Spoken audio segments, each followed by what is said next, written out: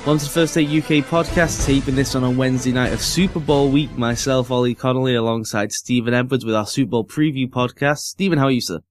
Yeah, I'm well. It's the Super Bowl is almost here now. I said to you before I came on, I'm getting more and more into this as the week's gone on. I'm really pumped for this now. I think this is part of the interesting thing because obviously I'm a huge Patriots homer, so let's try and find out from a neutral perspective what this feels like. I am obviously excited, a little bit scared of that Seattle defense and obviously the investigation that's ongoing around my ball club right now, but you don't have the national perspective that is the bubble of America where they're all hating on the Patriots right now and they also hate the Seahawks. Neutral-wise, how are you feeling? Well, I kind of made a comment about a week ago. This is like the Super Bowl that I predicted but also dreaded at the same time. Because, I mean, as a Dolphins fan, you sit here, you don't want the Patriots to be successful. And if you're not a Seahawks fan, that's probably one of those teams you absolutely hate anyway. So it's not the Super Bowl that I would have liked to have seen, but it is the best two teams in football. It is the best team in the AFC. It is the best team in the NFC, and we can't really ask for more than that. I think these two teams, without going into too much detail right now, are so evenly matched. Yes. It's going to be a tremendous game, and I hope we get this year what we didn't get last year, because to be perfectly honest with you, after the first play last year, the game was pretty much done. Everyone was in shell shock. Do you mean when the greatest quarterback of all time audibled on the first play after 2 weeks off?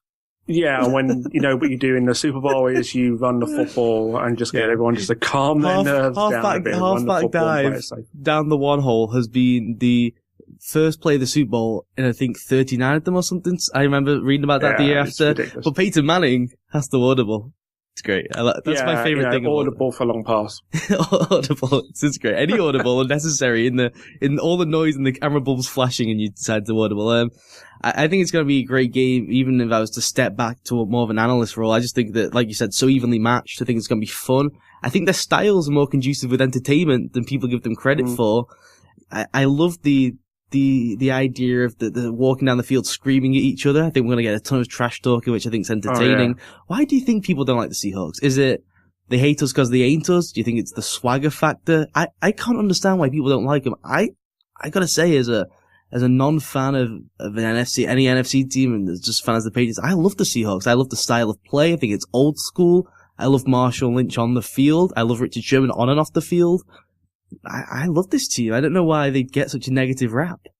I think it's part of the swagger, but then they lived up to it, didn't they? And they won the Super Bowl last year. If they continue to trash talk, and didn't win anything, then I think maybe you would have a bigger issue with them. But I mean, they back up what they say. Yes, which is what the great ones do. Michael Jordan was the all-time greatest trash talker, and it worked because he backed it up. Kobe's an all-time great trash talker. He backs it up. They back it up, man. You should respect and love that. I love people who can talk a game like Muhammad Ali and then back it up by knocking you out. And I think that's what they do. And I don't think we appreciate how great it is in the moment. No, this is it. And this is one of the great teams that we've seen. And I think people are so ready to shoot down anything in this day and age. I think, again, it comes down to the social media aspect that day and age we actually live in, because people hate on other people, whether it be teams or anything else. It is what it is. But I mean, the Seahawks are a great football team. The Patriots are a great football team. I mean, it is the irresistible force moving the immovable object. Mm-hmm. This is what Sunday is. This is a game that you would want to have on the Sunday. If you take out the names out of this, even if you take some of the personalities out of this is a game that you want to see on Sunday, and you hope it's going to be a great game. And that's why I sit here and say, from a neutral point of view, I don't want to see a blowout. I want to see a really tough game where both teams are at their very, very best. And it could very well be decided on maybe even the last kick of the game or even the last drive. We just don't know, but I'd be very surprised if it's a blowout. One of the early things that I would say about this game is I think that the higher the score in this game, I do think it favours the Patriots. Yes. If the score stays a bit further down, then I do think it favours the Seahawks. Let's go through this then, group by group. Let's start with the Pats offense. It's a rhythm offense, it's a timing offense. They're based hugely on Brady being the best play action passer in football. He sells that hard play action. To do that, you need to get a run game going on first. And I think we always sit here and talk about how crucial games are on third downs. You have to convert, and Russell Wilson is the ultimate third down threat. But I really think that this game comes down to that first down situation. If the Pats even just get 2 yards on run plays on first down with LeGarrette Blount, it sets up everything for their offense. And if the Seahawks can get some movement at the point of attack and just stop Blount in the backfield, or heaven forbid, from a Patriots fan's point of view, move him backwards, it's just going to kill the Patriots offense. It's so based on timing. It's so based on movement. Everyone's free flowing. They go at such an electric pace. Brady can do whatever he wants from the line of scrimmage. I think that's what it comes down to. And if you disrupt that timing and disrupt that rhythm, which is what the Seahawks do better than anyone, we saw what happened with Peyton Manning last year. That's before you even apply the edge pressure and stuff. Just the timing factor. The Patriots have to move the ball on first down in the run game. Yes, it's there, isn't it? And the one guy you didn't mention there, I thought you was going to mention when you first started talking about the Patriots offense, it's Gronk, isn't it? Mm-hmm. It's going to come down to how well Seattle contain him. I mean, you talk about the situation there, if you don't get the yardage in the early downs, and I think you kind of play into Seattle's hands at that point, because then they can do so much more on defense. They can take Gronk out of the situation a lot easier. But I mean, Gronk's going to be the one guy that's going to be trying to get openings and try and make Seattle make a hell of a lot of decisions on defense. But you're right what you say. I mean, obviously Blount was excellent. And now you've got, I mean, they could very well use Vereen as well. It's really interesting to see how New England do try and utilize that run game. Are they going to use the run game to get the yardage? Or are they going to show it to start off with and then go to more passing on the back end of that? I think, again, as you like to say, it comes down to how they move that ball on first down. And the one thing you've got to expect from the Patriots, they're going to keep you off guard. They're not going to be predictable. This is it. They're going to throw you some different things throughout the game. Well, we've seen that through both of these teams during the run to the playoffs into the Super Bowl, that they will shake things up now and again and make you think about things. So, expect the unexpected almost, as they say. But it's going to be interesting to see how the Patriots do manage to move that ball. And I think they can do, but you've got to stay out of playing towards Seattle's strengths, which we'll talk about a lot more when it comes to Seattle's defensive side of the ball. Yeah, like you said, we'll talk about their defense later. I think what's so fascinating when you look at the Pats offense, they've had 2 weeks to study for basically 2 defensive concepts, which the Seahawks own because they do it so well. They just say, hey, guess what? We play a hybrid cover 3, and then when we need to in down and distance situations, we man up. And that's all we do. They run 2 defenses, that's it. Mm. And they're just that good. They execute effortlessly. The talent is all-time great. And so the Pats have had 2 weeks to study that. We know how multiple they are in their formations. So the Seahawks had to learn a lot more. Plus, you don't know what they've been cooking in the lab in Foxborough for the past 2 weeks. Also, everyone's talking about deflated balls. Josh McDaniels has been coming up with a way to drop 2 linemen back and 2 eligible guys move down the field, or whatever they've been plotting down there. They've been planning something, and we saw in the Ravens game, and they used it a couple of times at the back end of the year, going to the 6th lineman. So you add in another offensive tackle. He's 300 pounds, and you pull one lineman. You don't just push off the ball. There's a pulling guard either inside or outside. So you're basically adding 600 pounds to one side of the line with movement. So they've thrown that in the equation. I don't know if Seattle have the size when you get down their depth chart to compete. I don't think anyone does. Once you go down the depth chart to compete with that. And they've thrown that wrinkle in there, which then scares you to death with the run game. And off that is Brady with the best play action pass in the game.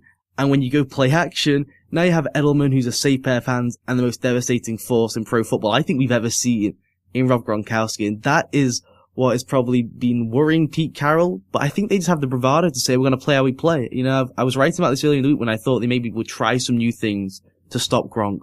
I think they're just going to play how they play and just say, we're going to execute better than you. Try everything you want. Think you can read our defense on tape. It's pretty obvious to everyone, but see if you can beat us. I think that's what it's going to come down to. It's going to be a lot of formation shifts. I spoke about this earlier. I think that what we'll see a ton of, I think Brady breaks the huddle really early and they're in and out instantly. I don't think they even really call a play. And then he's going to decide everything at the line. They move around so much. Julian Edelman has moved on 95% of snaps. Imagine that. Motion on 95% of snaps to try and get him a favorable matchup. I think they're going to move them around a ton, drain the clock down, but move them around and break the huddle early. And it's going to be interesting to see if Seattle are switched on enough and we can see some of their communication skills, some of their football IQ come into it rather than just the physical gifts. No, this is it as well. And you're right what you say there, because I think the Patriots then will just absorb the clock over and over, which again comes back to the thing as the Seattle defense will stay on the field for a really long time. I actually think one of the worst things that can happen in this game is if the Patriots get the ball first. Because I can just see the Patriots putting 7 on the board to start off with, or even a field goal, but draining like 9-10 minutes off the clock. Yeah. And they won't care about that because they've managed to keep that defense on the field for that length of time. They've got points on the board as well. So all of a sudden you've got the momentum with you. And we all know that that's what you're going to need going into the game. You want a safe start to the game. You want to try and get the first points on the board, whether it is the field goal or not. And it just immediately put Seattle on the back foot. So I think, that's where the Patriots thought process, I think, will be, is to try and get that ball moving, try and soak up the clock as much as possible, as you rightly say, but at the same time, try and keep Seattle off guard, try and get them into situations where they're not able to substitute as much as they maybe would want. But I think that New England have also got to try and protect Brady as well, because I think, again, if Brady gets time, then again, I think that's where it opens up for Gronk once again. Seattle have got to get pressure on Brady and get him on the floor, moving around or whatever else. Because otherwise, I think Brady's going to sit back there and he's just going to pick whatever he wants. And we've seen the Patriots this season, when everything is going right, they can put up a ridiculous amount of points and they can just make this game look very, very easy. I think the two key things for their offense, outside of the obvious, you need to run the football. You always do. At some point in the game, have to have balance. Your quarterback has to play well. Outside the obvious, the 2 tackles have to be immense, Solder and Vollmer. And they've been up and down all season, as the whole offensive line has. But you now have Cliff Averill, who may be the best all-around package edge rusher in the NFL. Michael Bennett on the other side. So 2 superstars coming at you. They handled pretty well with Suggs and Dumerville a couple of weeks back. But other than that, they've struggled for most of the season. For a lot of that game, they've had an extra offensive tackle or an extra tight end to help them out. Will they be put on islands to try and spread out Seattle? We'll have to see that. They have to play at an all-pro level. They really do to contain those guys. And then how do you as an offense use Gronkowski? It's very easy to say he's the most unstoppable force in football, because he is, and he's the mismatch nightmare. But how do you use him to get the best mismatch for you? And it'll be interesting to see. They use him usually in 2 ways, and they don't really deviate in the game. It's either he's on the weak side of the formation and you isolate him like how Detroit does with Calvin Johnson. So you've taken away 2 men off the field. That is usually a dummy play, which I wouldn't be shocked to see them go to, where you only throw to him 3 times a game, but he's such a big factor because you have to throw 2 guys on him, and now Brady can just pick out from everyone else which mismatch do I want, which I think will be fascinating to see them go away from him on the biggest stage. Or you make him the focal point of the offense, line him up in a traditional tight end formation on the line with another tight end, where then, because how you usually stop him is you just chip him off the line and you get your defensive end or your linebacker to hit him off the line, not illegally, but just kind of nudge him as he comes off the line. That's the way to stop him. And if you throw him a tight end, and usually the Pats use him as an almost illegal blocker to hit the other guy coming off the line. So it'll be interesting to see, do they want to use him? It's not a complete decoy, but just to isolate one half of the field and think they can work either on Maxwell or Sherman, or are they going to use him and say, we're going to win this game only by throwing to Gronkowski? And then you've got to challenge Earl Thomas and Cam Chancellor, the best 2 safeties in the league. So that's going to be a fascinating outlook. And you'll know within 3 snaps, because they don't move around a lot. They pick out where they think they can use him. They use him on one side of the formation or the other. They do flex him out. They do put him in the slot. But they never really move him from the strong side to the weak side, because they base so much on the offense once they break the huddle. So we'll know very quickly how they're going to use him. I wouldn't be shocked for them to just say, you stand up on that side of the field, and we're going to move everything on the other side around you, and we just want to see what those 2 guys are going to do with you. And we're going to take one of the great safeties out of the game and the other cornerback out of the game. Yeah, this is it, isn't it? I mean, there's so many different things you can do with Gronkowski. And again, it's going to come down to it of, you're going to make Seattle make a decision. Mm-hmm. And I think that's what you've got to do. And then it'll be interesting to see if they do go away from Gronkowski, how long do they go away from him for? How long do they try and lull Seattle into that false sense of security that they're not going to go to Gronk? And then all of a sudden, Brady will do it. Brady will find the perfect moment to go to Gronkowski, and that's 7. And that's where his athleticism is so spectacular, because he can double move like tight ends can't, because he can move like a wide receiver at times, and that's where you get that ridiculous catch he caught against the Ravens, I think it was, where he had the hand out, like, unbelievably, came off a double move. He can move so fluidly that you can run him like a receiver when you isolate him, and that's what makes him so special. The more I watch him, the more in awe I am, and I loved Gonzalez and, watching the old tape of some of the greats. I've never seen someone at that size move as well as he does. And for a guy who's as injured as he appears to be at most times and has had to overcome and wearing the big brace, he doesn't look as like clumsy for someone his size as I thought he would do. He just moves effortlessly, and it is the key part of the game. It really is. And let's talk about the Seattle defense as we talk about their offense. Him being the crucial point, if you're them, do you move away from what you've done for 3 years as one of the best defenses of all time because he's such an elite threat? I think that's something that people haven't talked about, is they're so great for 3 years. People just talk about the 2 years. The year before, they were spectacular on defense as well. They're so great with what they do. But the thing they're facing, I don't think they faced anything like it before, because I don't think anything's ever existed like this before, nor has it been combined with a guy who can throw the ball to that thing, being Gronkowski, as well as this human being Brady can do. I kind of feel like this is the biggest stage on the planet. Maybe throw in a couple of Gronkowski solo high-low safety packages, rather than just, we're going into our cover 3, we're manning up outside as we always do. Sherman takes left, Maxwell takes the right, we zone in the middle, and you guys try and figure us out. Yeah, I think Seattle have looked at this, obviously, for the last 2 weeks, and I'm sure they're still part of it, and they wouldn't care to admit it. They're still probably still potentially shaking their heads about how they can potentially deal with this. And I think if they do decide to go away from something that they've done for the last few years, I think they've got to be very clever at disguising it. Because otherwise, I think, again, the Patriots will just pick it apart. The other thing is, of course, if you do go to something a little bit different because you basically change your game plan for one player, you've got to get the players buy-in, but at the same time, it's very difficult to ask players to do maybe something that might be a little bit alien to them from what they're normally used to doing. So I think that's always going to be another issue for them. I mean, do you really want to change what you do in the biggest game of them all because of one player? And I know we've sat here and said how special Gronkowski is, and he really is. But I think that's a big ask. I mean, I think they may very well have a fallback option, and they may just see exactly what the Patriots are going to do coming out of the gun. And I think then they'll maybe play it by ear from there. But the problem is, if you do that, then you could find yourself behind, and then all of a sudden, then the game completely changes, and it could then get out of control. And I think, again, it comes down to the experience factor of what Brady and Belichick and everyone else brings to this game. And I'm not saying the Seahawks, falls in the Super Bowl, but you're going against two of the great people that have ever been a part of a Super Bowl. Mm-hmm. And that makes it very, very difficult. You're trying to outfox those two people. Yeah. And it's very, very difficult. And Josh McDaniels, the guy's the architect of that 07, they're going up against geniuses, offensive geniuses, and it's an issue, and it's almost a philosophical versus practical sort of way to go about it. Because again, look, you'd love to just say, we've gone on the all-time great defense. I think this is the greatest defense because of the way it's assembled and the era it's playing in, given the rules, given the cap, all that. I think it's unbelievable what they've done here for a 3-year run and think about how young the guys are. Just coming into their primes physically, it's incredible.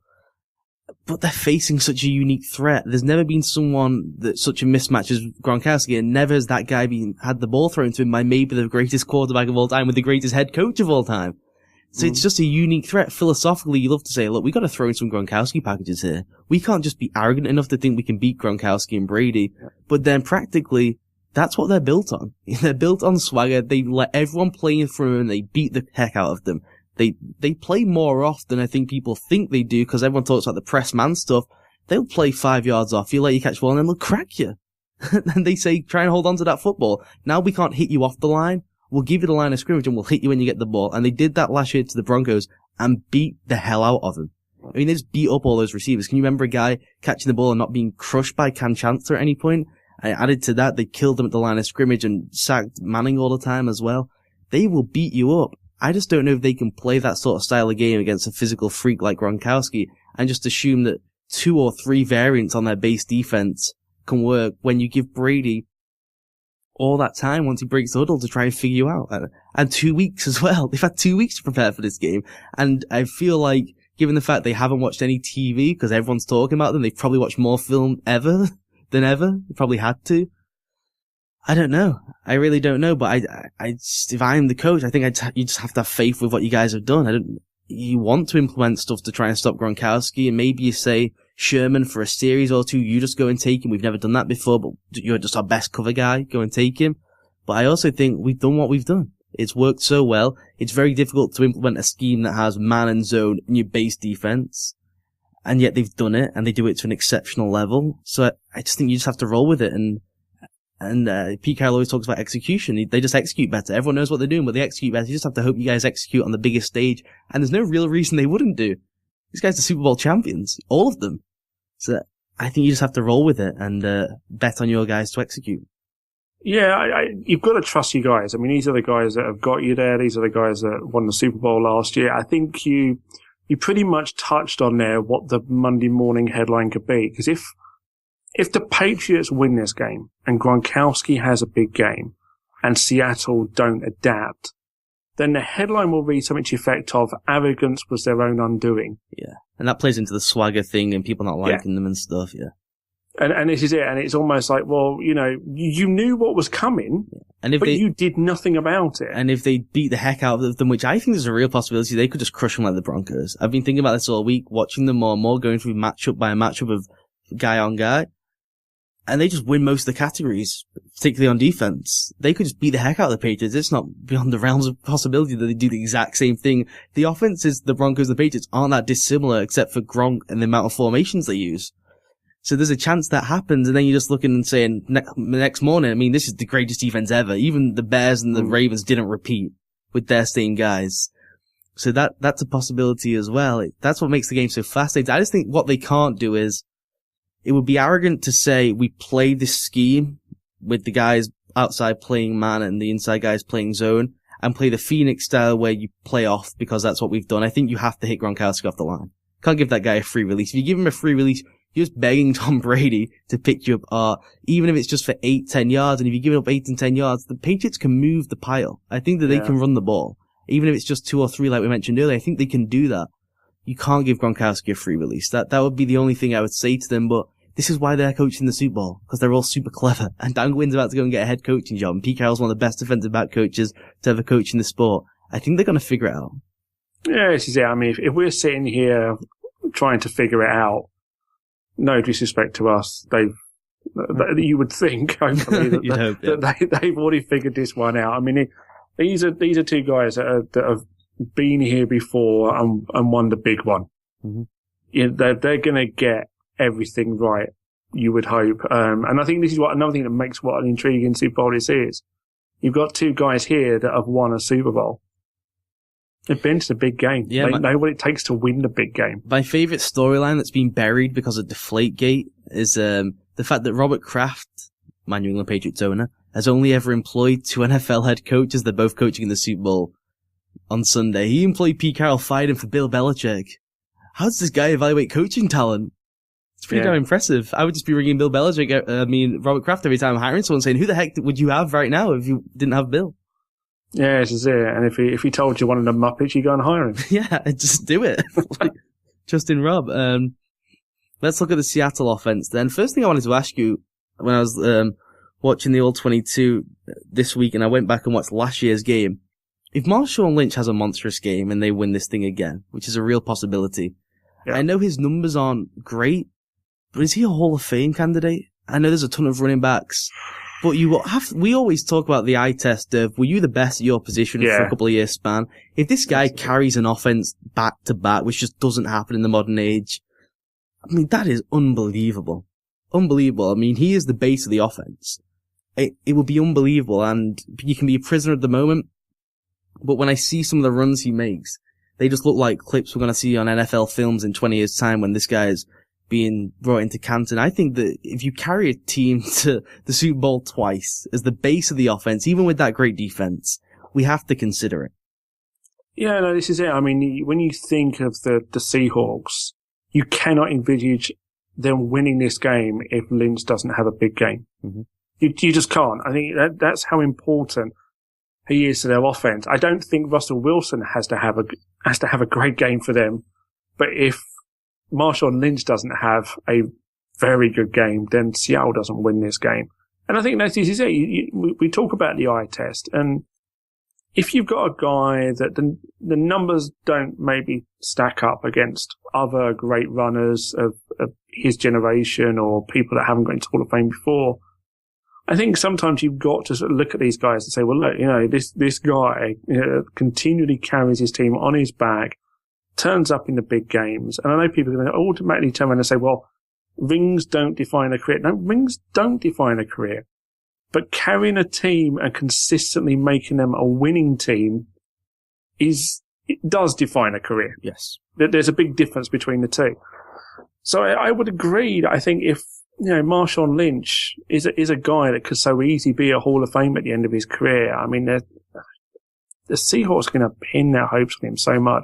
It was even noticeable, against the Packers, even when they were down, they were still going to go to Lynch. Lynch was still going to be a part of what that comeback effort was going to be. So many teams out there that get behind, they immediately abandon the run. But this is one thing I'll say about Seattle. I mean, they haven't necessarily got the best wide receivers in the world, but they don't tend to change things too much. They know that Marshawn Lynch and Russell Wilson are still the two guys that are going to get them back into a game. And at some point, those two guys are going to come good and lead this team back to the promised land. And I think that's the big thing with Marshawn Lynch. Even if the Patriots get ahead on Sunday, Marshawn Lynch still has a very big role to play in this game. So the Patriots have got to be completely zoned in on Marshawn Lynch and still try and keep his numbers down. Yeah. Like I said, I think we can be prisoners of the moments, but football isn't like baseball where you can just rock up to any organization and get your numbers. It's so scheme-based, it's so organization-based, so time-based, the right parts coming together, that him being stuck in another situation before and shouldn't really factor in all honesty. When he was successful, was he the best on the planet for a couple of years? Try and find me 3 running backs better than Marshawn Lynch in the past 3 years. It's so difficult to do. I don't think you can do. Maybe Peterson at his best, maybe Jamal Charles. It's really tough. He's just the best around right now, carrying a team that's winning the Super Bowl. Okay, so I think that's going to factor in. He probably won't get in because the media and him have the biggest hate fest going imaginable. So that may carry over.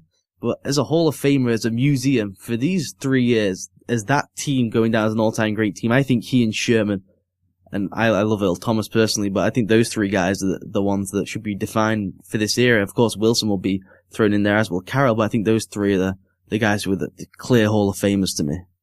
Yeah, this is it. I mean, you turn around and say like Marshawn Lynch and, media, not exactly the best of friends, but I mean, he's entertaining to watch.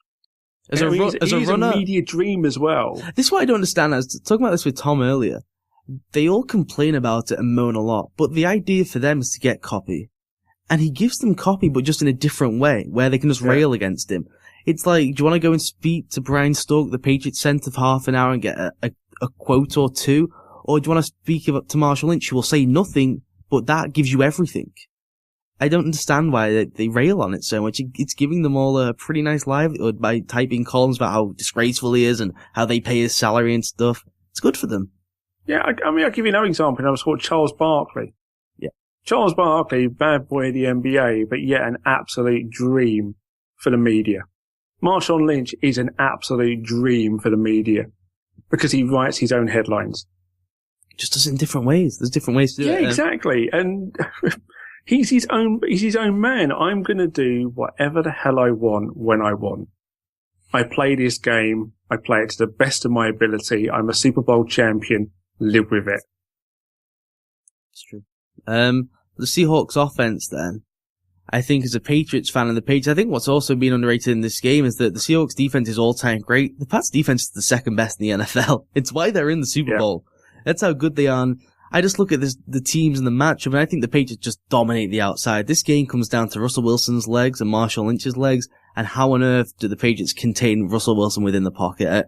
I was watching the Seahawks on the All-22, and they don't do anything on offense. Like, they just don't move around. It's not inventive. It's not anything. And I think the reason they do it is just to spread the field, so that Wilson doesn't have to be bothered about things moving in, things inside the numbers, because he can't see over the offensive line. He has to be on the move to throw pretty much all the time, so they just want the field as wide as possible. They want to use all 56 yards as wide as possible for him to see everything and not just have cluster and stack formations in his way. It's fascinating how they do it, and obviously it opens up the field and empties the box for Marshawn Lynch. But if you're the Patriots, you just stick Brandon Browner out one side, Darrelle Revis on the other, and Curse and Baldwin are just taking out the game. It's not even a factor. They ain't even catching any balls, especially if Devin McCourty's helping out. So it comes down to when that ball's in that exchange, with the way they run the read option, how do you defend that? And it's either going to be a lurk system or a spy system with Jamie Collins, who's one of the freakish athletes in the league right now, which is a huge plus to the Patriots. Because you go back and look what the Packers did. They did a similar thing. They just don't have the athletes that the Pats have there, fortunately, with Jamie Collins. So that's what it comes down to. And do you spy it where it's more of a man base where the guy tracks the quarterback? Or do you lurk it where it's more of a zone where he's still staring in the backfield, but he can make decisions and it's more of a mental position than it is physical? And I kind of trust Jamie Collins mentally to figure that out as well. So you can also look after Marshawn Lynch. I think they got a pretty good personnel group here to try and shut this thing down. And if you limit to Lynch to even just 100 yards and you keep Wilson to 30 yards on the ground, I think that's how they win the football game. That should be the numbers in their heads. If Wilson gets to 60 yards rushing, I wouldn't even have to watch the game. I'll think they've won it. He's broke contain a couple of times. He makes plays with his legs better than anyone in the league. Legs leading to arm as well. That's the key to me. When that exchange is made, how do the Pats line up with the linebacking core, with the safeties? They play one high. Do they bring in two safeties? Because I just don't think it's necessary for them to commit guys on the back end, because I just think they're going to crush the receivers off the line. No, I agree. I think for the Patriots to win the battle, their defense against Seattle's offense, a lot of that rests upon the shoulders of Jamie Collins. Yep. Jamie Collins needs to have a big game. And if he can help limit, as you say, Lynch and Wilson and keep those numbers down, you can't stop them altogether. You just can't, because it's such a big focal point of the Seattle offense. But if you can keep those numbers down, then obviously that's going to help, because I think you put Seattle in those third down situations. Right? We know how good Russell Wilson is in those third down situations, but he's going against a very good Patriots defense. And if Brown and Revis have their say against Seattle's receivers, then I wonder what Wilson's going to do. And then if he does decide he's going to take off on those third downs, and Collins has a beating of him in that matchup, we could see a fair few Seattle stalled drives here. Yeah. And I know there's a lot of ifs and buts and everything else that goes along with it. And we know that, Lynch is going to break one at some point. We know Wilson's going to get himself into a groove at some point as well. But this is maybe where I do have a little bit of a concern. If the Patriots do get out in front, how Seattle react to that?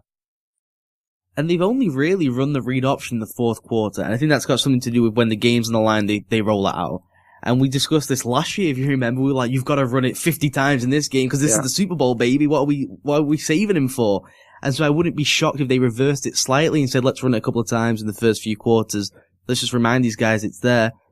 The thing is, when you run the spy or the lurk, you usually don't want to do it because it's such a tell, and you sort of take away one player out of the game, because if the quarterback realizes that it's going on, these guys are super clever, then he's like, well, I'm just going to find out where that guy is. That guy's the Mike. We'll block him, and then we've got someone's free somewhere. We're taking that guy out of the game. But I don't think it matters in this one, because I don't think the Patriots need to play two safeties at all. I wouldn't even dress Deron Harmon. There's no way. I would be stunned if a receiver, other than either a tight end Luke Wilson or the running back, had over 5 catches. I'd be stunned. I don't know how on earth those receivers, as much as they feel disrespected, there's a reason they feel disrespected, because they can't get off man coverage. It's all well and good when you play in air and you play in a zone defense. When you go up against Darrelle Revis, and whether you want it to be him, Sherman, Chris Harris, whoever, he's one of the best. You ain't getting off him if you're Jermaine Kearse. If you're Brandon Brown is going to crush Doug Baldwin off the line, I just don't see how they can get open. And so it comes down to Marshawn Lynch, and there's going to be about 3 or 4 moments in this game where Jamie Collins is one-on-one with Marshawn Lynch. Lynch breaks tackles at a historic rate. When they collide, and it's going to be like, it's going to be close to the apocalypse, I imagine, when those two hit each other. Can he stop him on third down, and can he stop him on second down to force some third and long situations? And they are not a good third and long team. If you can get them to 3rd and 6, 3rd and 7, that's how the Patriots' recipe for win this game. They have to be stout up front on 1st and 2nd down. And a huge part, as we mentioned, comes down to Jamie Collins, who's gone from being so underrated and so potential star to now being so overrated, because everyone's talking about him this week, because we all know it's the key to the game. Yeah, he is the key to the game. But I mean, the Patriots trust their defensive coverage when you've got Revis and Brown out there. Just complete trust. it allows you to do so many other things in other parts of the field, whereas other teams, against better offenses, you've got to do things a bit differently, double coverage and everything else. But this game, you trust you guys. So it does mean that you can keep an eye on other things on the field. And this is where you could end up getting into a situation where if Seattle aren't clever on offense, they could find themselves on a fair few stalled drives. They've got to be able to continue to keep this ball moving. If the Patriots can do, as you say, get them into the third and long and then punt, third and long, punt. It could be a really, really difficult day because, if Seattle came back last week, this is a completely different game. A really, really different game. A completely different defense than what we saw last week. So, or 2 weeks ago rather. I think it's going to be difficult for Seattle at times. Do you think we had an email thread about this earlier today. It sounds almost harsh to say it's to Seattle because they're such a good team, but I think they have to come with like 3 or 4 gimmick plays. Yeah. I really do. I think that they have to have the mindset. You remember Sean Payton before that Super Bowl? I think he spoke to Bill Parcells. He said, you've got to steal a possession in the Super Bowl. Teams that usually win it either steal one, and the obvious way is a defensive turnover, but you can't game plan for that.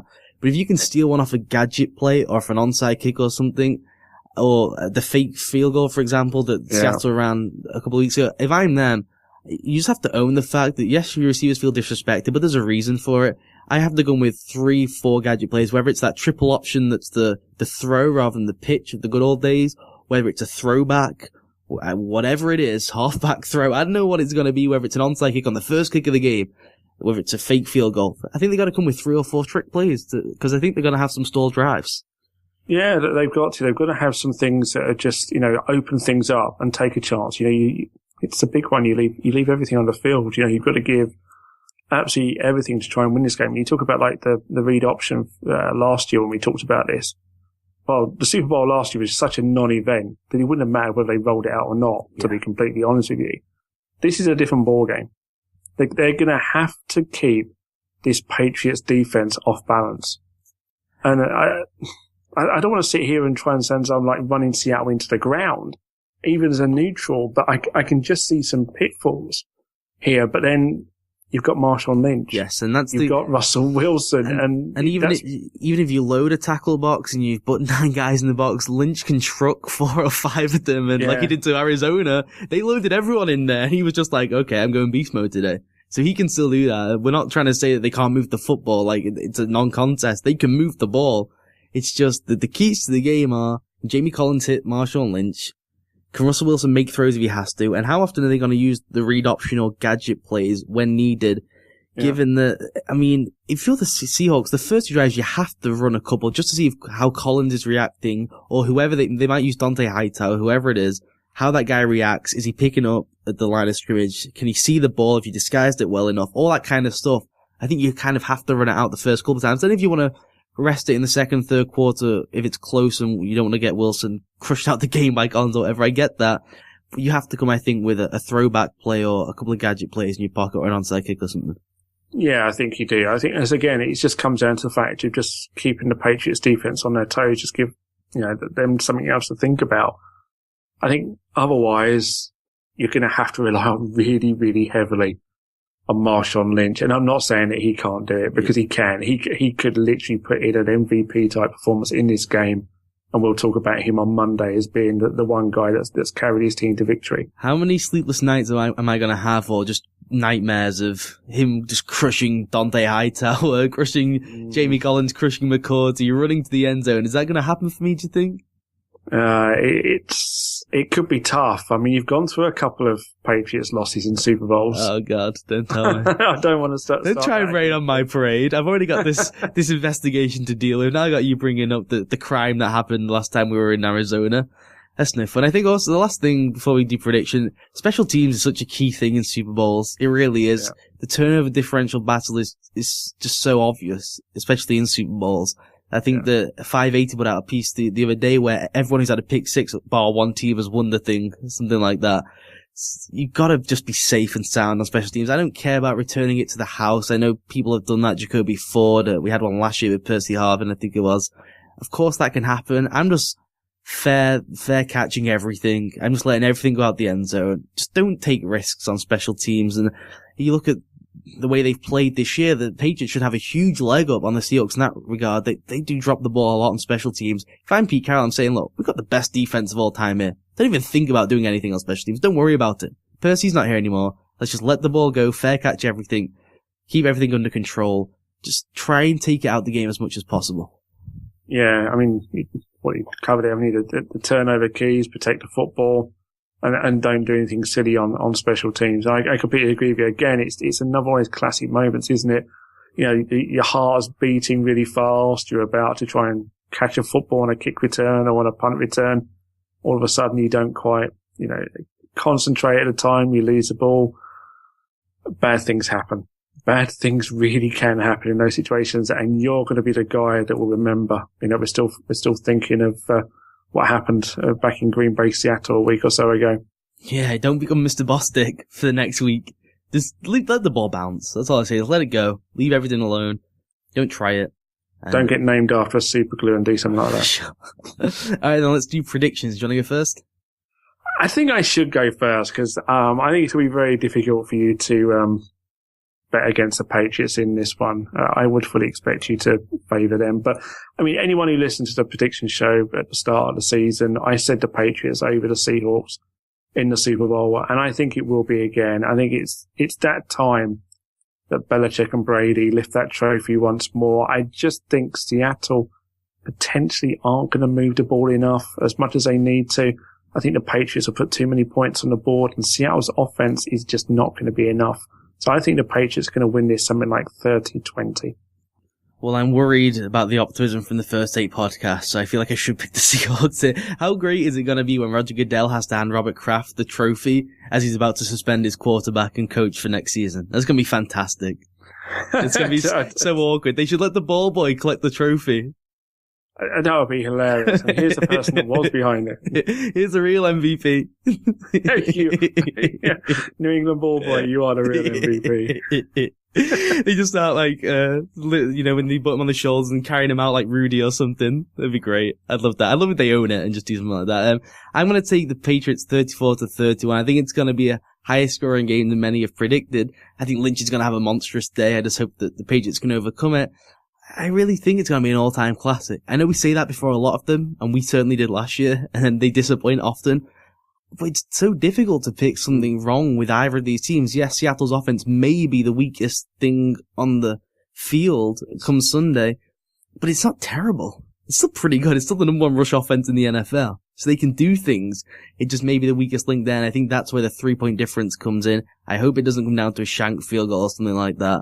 I'm going to take the Patriots just 34-31 in an absolute classic. It is going to be a classic. I mean, this is it. I think that's a great way to close it. It's going to be a classic. Right, then we'll wrap this one up there. We hope you enjoy the Super Bowl. Make sure you keep checking us out online. FTUKpod.com is the website. At UK First Take is the Twitter feed. Stephen Edwards is on Twitter at StephenFTUK, and I'm there at OllieUKEZ. Stephen, anything else? No, this is it. Apart from enjoy the Super Bowl. Enjoy the Super Bowl, everyone.